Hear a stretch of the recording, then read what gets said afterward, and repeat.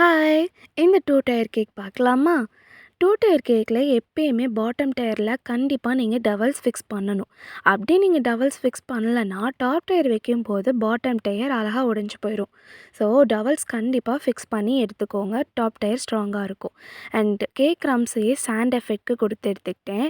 எப்பயுமே fondant works இருக்குன்னா, 3 days before நீங்க பண்ணி வச்சுருங்க.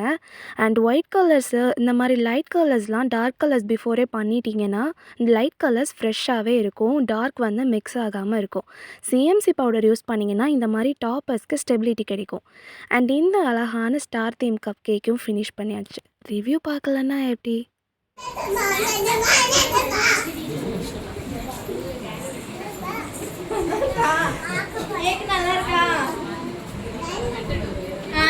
பர்த்டே கேர்ளோட ஸ்மைல்லே அழகாக ரிவ்யூ சொல்லிட்டாங்க.